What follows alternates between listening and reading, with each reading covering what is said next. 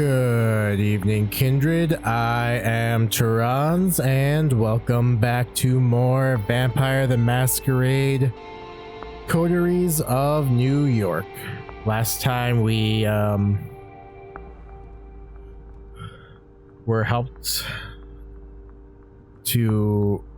Sophie helped us with our first hunt, and then also immediately had us then hunt again for a little bit more on our own so that we could get used to it. During that time we ran into an anarch who ended up getting staked, and now they are being brought to court along with ourselves to mingle. While we're mingling, the anarch is going to have other terrible things happen to him. So, excuse me, with that introduction, let's get going. You step into the art hole with something of a bad memory. The last time you were here, your entire world had been turned upside down and your existence nearly ended.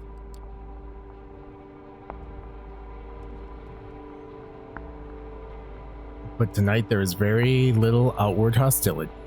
Yes, Kadir gives you a look that definitely intends to remind you of your place, but the prince, also in attendance, seems pleased to see you.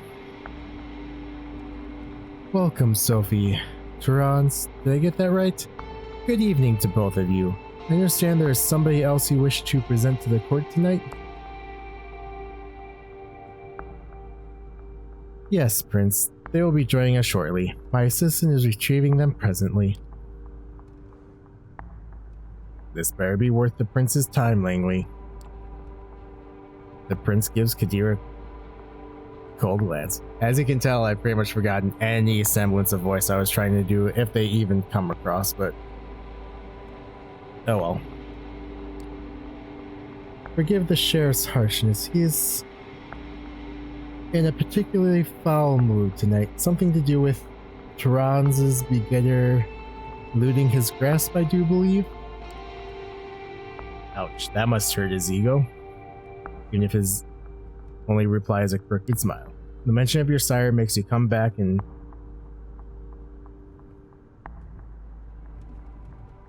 Alright. The mention of your sire makes you come back to all the talk of eschewing societal norms and disillusionment with the status quo you enjoyed back in the club.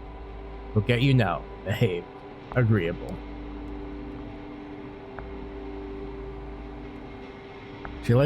She likely wouldn't be too happy with this whole setup. Prince, court, hierarchies, titles. But hey, she's gone. Probably forever. If you ever break out of this, it'll be on your own.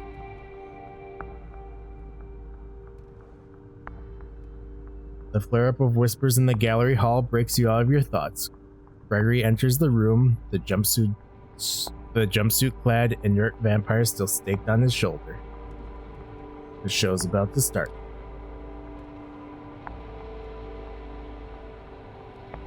Sophie's driver places his charge in the middle of the room and nods respectfully to Kadir. The sheriff approaches the vampire and removes the stake from his chest.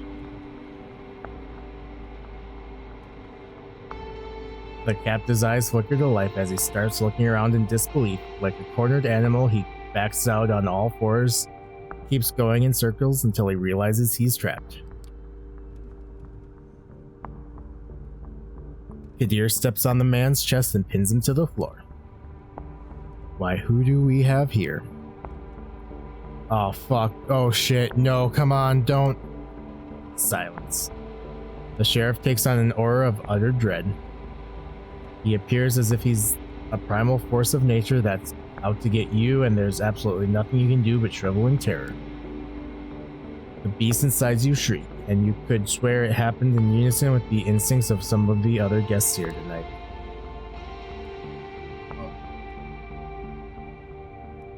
It's unlike anything you've experienced in his company during your turbulent first night as a vampire. He really did go as easy on you, all things considered. It seems like it takes all of the hoodlum's willpower to not crawl into a fetal position and start crying. No, please, don't hurt me, man, don't. You and me are going to have a little talk downstairs, at the prince's discretion. Go ahead, my sheriff. You heard the prince. Get up. Let's go.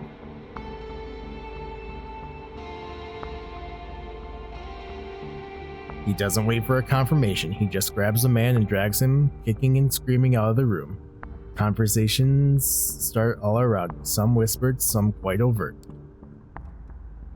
Sophie looks somewhat bored of the whole affair. Her eyes wander from art piece to art piece, clearly finding nothing to her particular liking.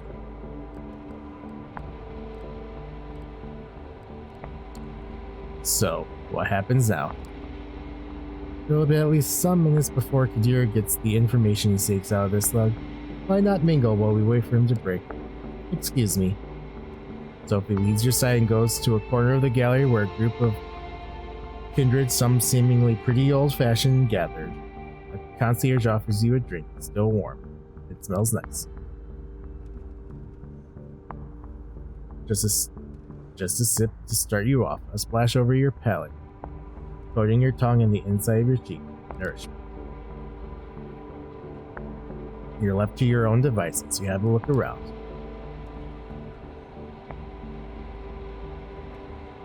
The prince is currently talking to a dark-skinned woman that you recall seeing here those few nights ago. She has a cold but knowable countenance to her. Their conversation seems to be casual. A loud, shrill laugh turns your attention to the bespectacled man who you saw with Sophie on the night of your judgment. He's making the rounds, chatting up different patrons. You feel somebody's eyes on you. A casually dressed, plain-looking man stands alone near a column watching you. He turns his gaze away sheepishly when he realizes you've noticed. We'll chat up the man with the glasses.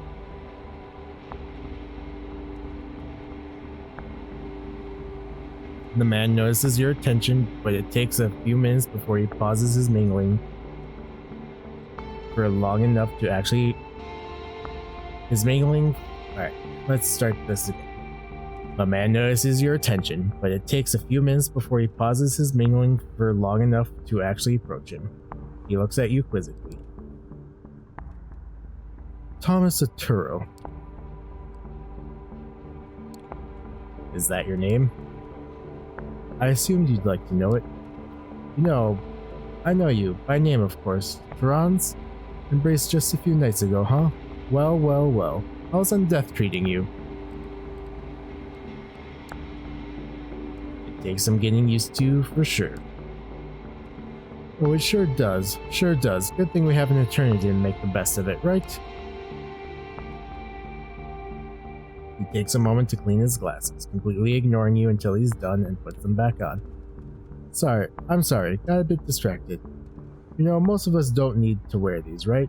I can see just fine without them, but it's a statement.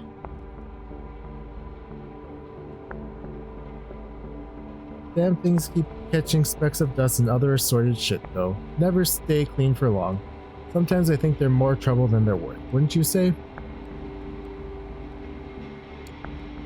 They look good on you, really. You bet they do. Alright, that was a nice chat, but I have to catch up with a few other fellows tonight. Talk to you later. Jeannie, hey, Jeannie. He doesn't even give you a chance to say goodbye. He's already off grabbing 2 glasses off a concierge's tray and handing one to a mustachioed man nearby.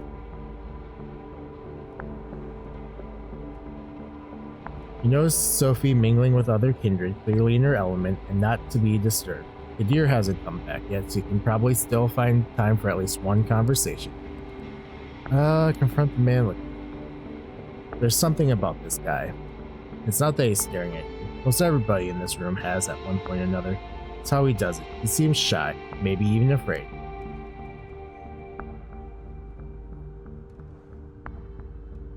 It's hard to find a secluded spot in the gallery tonight, but this guy has an entire corner of the room all to himself. As you approach, he's standing alone with no glass in hand, a worried look on his face.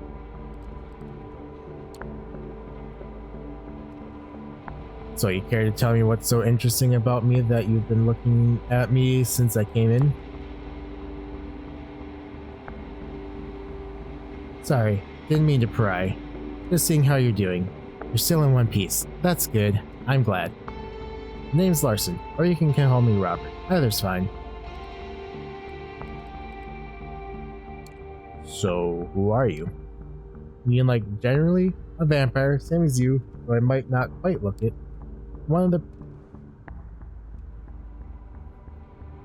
I'm one of Prince Panhard's primogen. I'm here on business, in case the prince requires my insight. Usually it's so she can hear me out before ignoring me.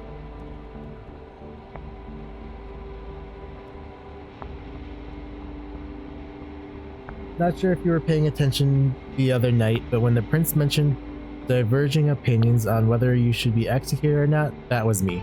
I was the diverging opinion. That's huge. Thank you. Even if it didn't change the prince's mind.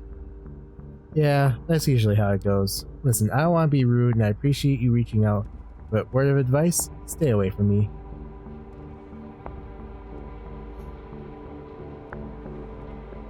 Many vampires in this sect regard my position as primogen to be some kind of a joke.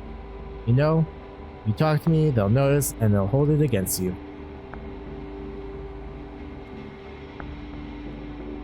You have a quick look behind you and see that a few kindred keep shooting you curious glances. One woman in particular, a redhead boasting a fanciful hairstyle, watches you disapprovingly. Some of them already do, I imagine. Excuse me, I need to try to get a word in with a few primogen members before Kadir returns. Enjoy your night. With the critical look of a few kindred to keep you company, you start thinking about who to pursue next. A loud exchange near the staircase grabs everybody's attention. Kadir is back, and the hoodlum is with him. The sheriff pushes his unfortunate victim inside the room.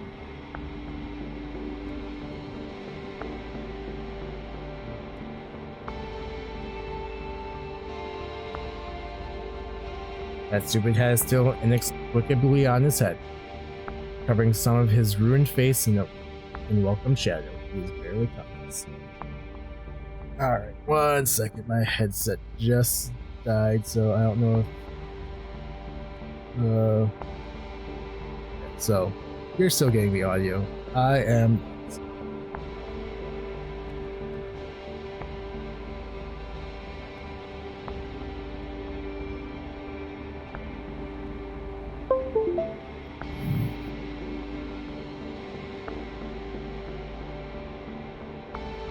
Not that I guess that's overly necessary. Sorry. But it makes talking to myself feel a little less weird when I have the game music playing as opposed to just, you know, me talking and there's silence. He's barely conscious. His shin broken. His shin is broken, you think. Something protruding there, making the pant leg bulge. One arm seems twisted at a strange angle. Very little blood, surprisingly, but clearly a whole lot of hurt. Well, Kadir, did our guest cooperate? Tell the prince your name. It's Howard. And who do you run with, Howard? The Midnighters. An Anarch Coterie, my prince, active for some time now. Though from what this one has told me, the name is about the only legacy the group has kept over the years. I see. Hey, Prince, I didn't mean it. I didn't know. I didn't...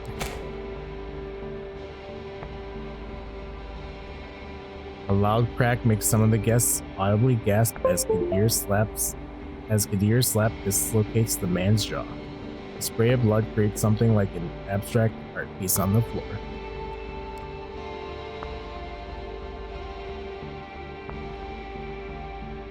This one is guilty of threatening a member of the Camarilla and claiming a domain without the prince's approval. That alone would be enough to pass swift judgment on this scum. He is also Anarch scum. My prince, there can only be one verdict. Final death. Do your duty, Sheriff. Unless, of course, somebody would like to play at being a good Samaritan like our dear Miss Langley a few nights ago.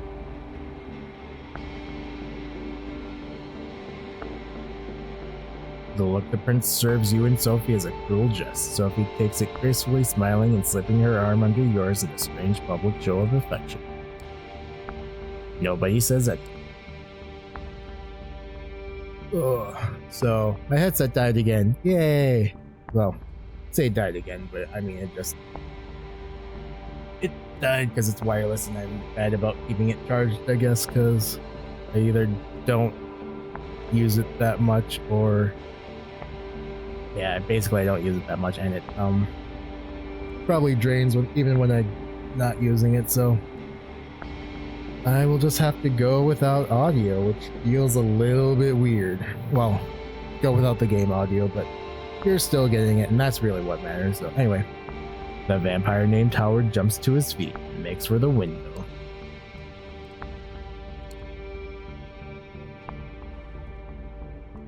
In a split second, you make your choice. Focusing your blood, you dash forward and grab Howard by the back of his jumpsuit, pulling him away from the window.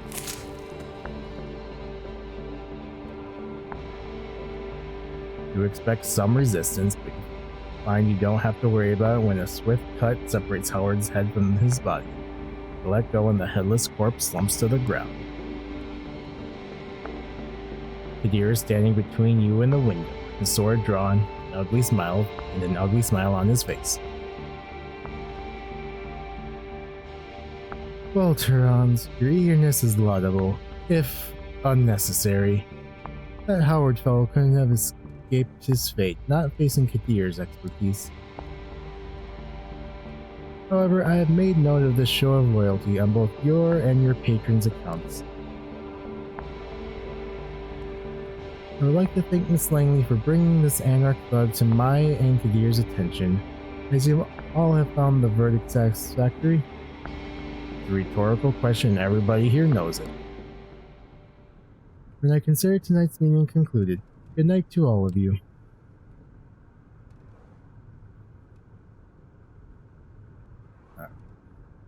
She steps out of the room and you see that many of the guests move to do the same. Sophie seems to be conversing with somebody, a serious looking man in a trench coat, about what transpired. You probably have time to strike up a conversation of your own too. Kadir Asmai is still here, for one, but clearly getting ready to leave.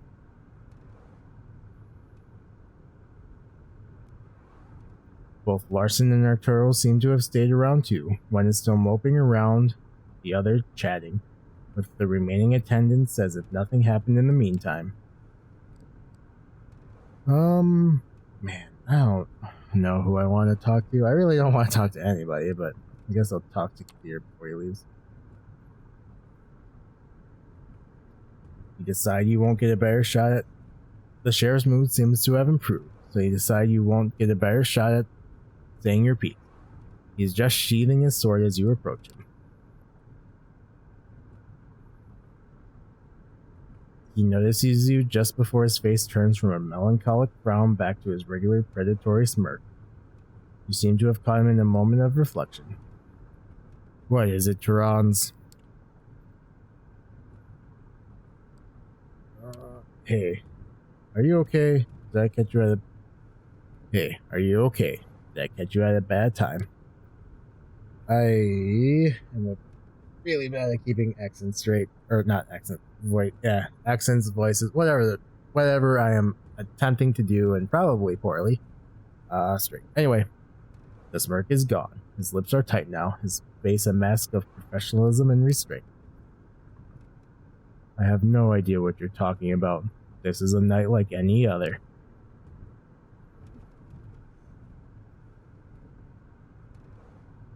Still, I have to admit I was as surprised as the prince when you jumped at the opportunity to stop that Anarch from escaping. I was sure Valerie would have beaten you to it. If there's nothing else, I'll be taking my leave now. I was wondering if you could tell me something about Sophie. She talks a lot about the Camarilla and other things. I barely know anything about her. Oh, I can tell you some things about Sophie. Some things she wouldn't want you to hear, like the fact she's manipulative and vindictive. But then again, which of us kindred aren't?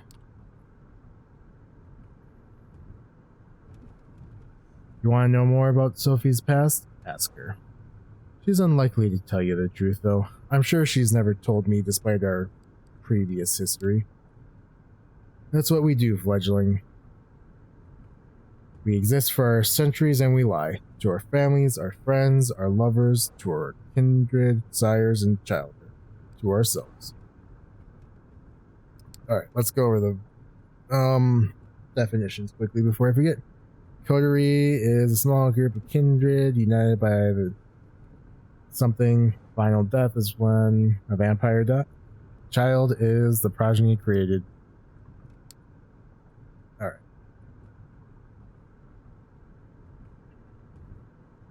Oh, alright, here we go.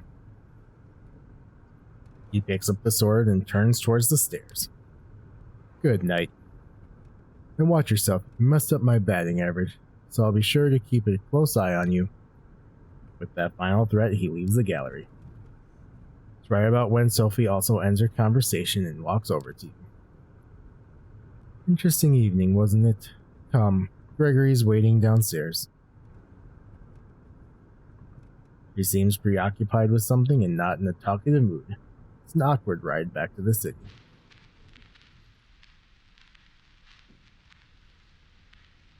This time you arrive at another building, just 2 streets across from your apartment.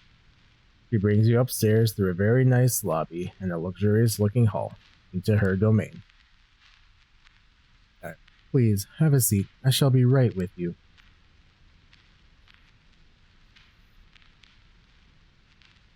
Take in your surroundings. The apartment is like a gallery, an old school smoking room that you've seen in some period piece once, and a novo...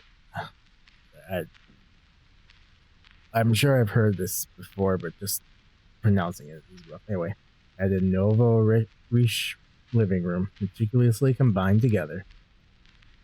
Apologies. Old habits die hard. Clearly some stick with you even after your death. She drags on her cigarette and breathes out. Breathes. How is she doing that?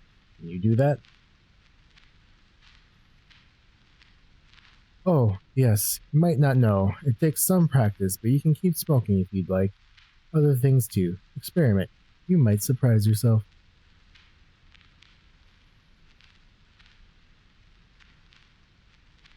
But I did not bring you here to show off. This is where I rest these nights. That door in the back, the bedroom, similar to yours. I have servants and bodyguards in addition, of course. I brought you here because I need you to trust me. When I told you before that I needed your best behavior to uphold my good standing with the court, I meant it. But that's not the whole story. I have your interests in mind too. That's why I've given you your own haven. I'm trying to teach you how to navigate this new reality. But you need to trust me, or else this won't work.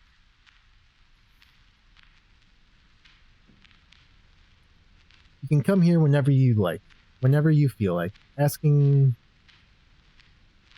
Sometimes I read sentences and take awkward pauses that just make the rest of the sentence make no sense to me. And this is one of those cases. So let me try to read the entire sentence and then it'll make way more sense. You can come here whenever you feel like asking me something. When you're in trouble too, though I hope that won't happen often. I would ask you to come here when you wake up tomorrow. I'll have something to discuss with you. Why not talk about it right now since we're here in it? Why not talk right now since we're here together? I still need to follow up on a few things before we speak. Patience, fledgling. That silence again. There's definitely something on Sophie's mind tonight. But she doesn't seem eager to share it with you just yet. I'm leaving for another visit. Come downstairs with me. We'll give you a lift. Quick trip, a promise that you'll show up tomorrow and some polite goodbyes later. You open the door to your haven and gather your thoughts.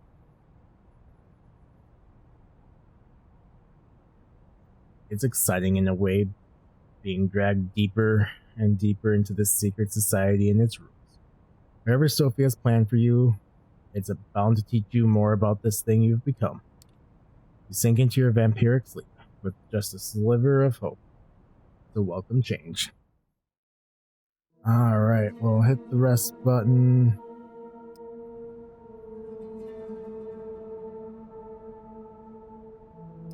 And this seems like a good enough spot to call it. So again, well, say again, but basically same thing I say at the end of every episode. I'd like to thank you all for watching. If you enjoyed the episode, you can go ahead and hit that like button down below, thumbs up, whatever you want to call it, and hit subscribe to stay tuned for more episodes.